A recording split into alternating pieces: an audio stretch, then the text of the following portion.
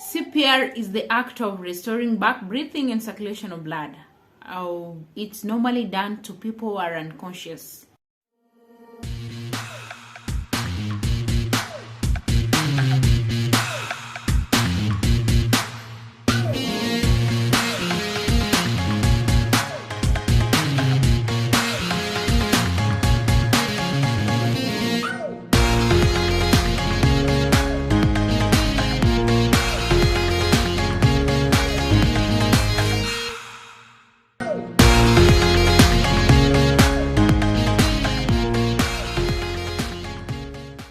Hey, what's up, great people? I hope you're doing well. Welcome back to my YouTube channel. If this is your first time around, my name is Dimora. Today we'll talk about CPR, that is Cardiopulmonary Resuscitation. We'll get to understand what it is and what is the purpose of it. Without much ado, let's get started. CPR is the act of restoring back breathing and circulation of blood. And this means CPR is normally administered to someone who is unconscious. Being unconscious in this case means someone is not breathing and doesn't have any circulation of blood. Someone can become unconscious due to cardiac arrest. That is when the heart fails to contract effectively, leading to a hypoxia, that is low oxygen levels to the brain and the vital parts of the body. So this cardiac arrest can be caused by too much smoking, or sometimes diabetes can trigger, or living a sedentary lifestyle without exercise, and sometimes muscles have relaxed for a long period of time. And again, you can become unconscious due to heart attack, that is failure of the heart to pump blood to the vital organs. And in this case, it can be coronary thrombosis, that is what you call blood clot forms in the coronary arteries, or even coronary hemorrhage, that is maybe the rupturing of the blood vessels, and that one can be caused by angina pectoris, that is a condition whereby the coronary artery becomes narrowed, therefore unable to supply enough oxygen and enough blood, which in return supplies oxygen to the brain. So we're supposed to confirm whether this person is unconscious, and then we begin CPR immediately. Because if we waste time, this person is going to die. Because whenever the brain dies, which is the last part of the body to die, that means it's beyond our salvation. This person is going to die. And normally the brain survives for 0 to 4 minutes without oxygen. This means if you do CPR in time, you're going to save this person.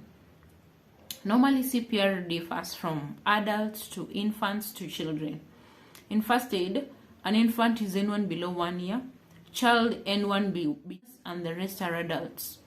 So the technique for administering CPR differs from child to infant to adult. If it's an adult, you're supposed to interlock your hands like this, and then you place the heel of your palm at the center of the chest, and then you give 30 chest compressions followed by 2 air ventilations. This means you have to locate at the center of the chest because that is where the heart is located. And then if it's a child, you're supposed to use one hand instead of interlocking your hands. So you take your one hand, you give the 30 chest compressions followed by 2 air ventilations.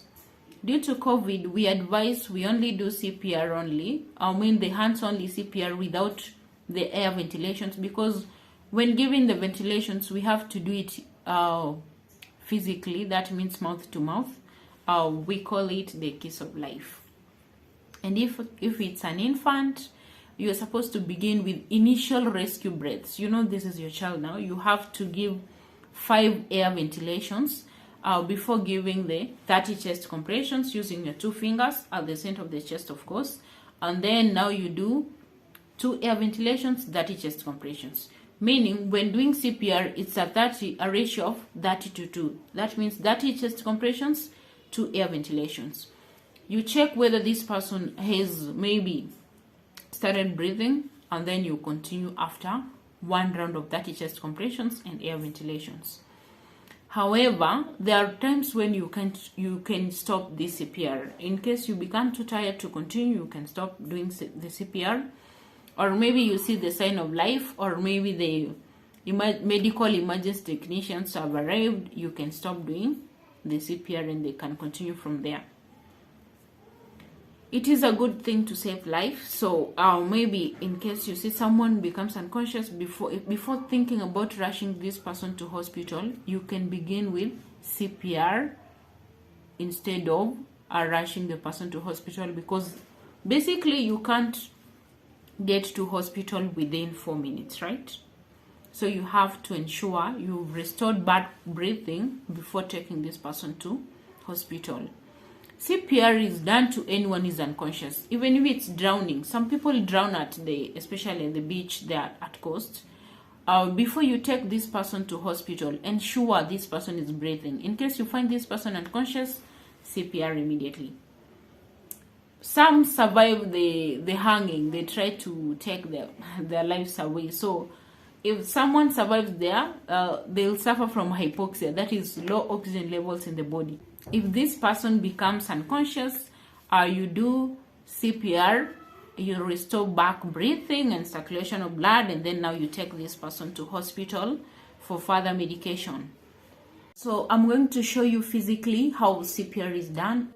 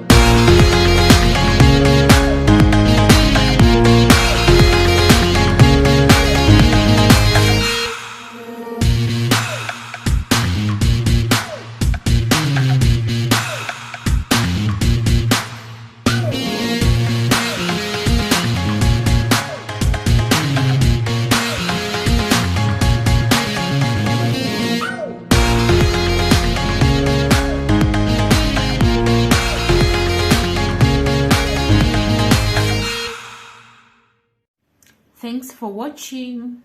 Until next time.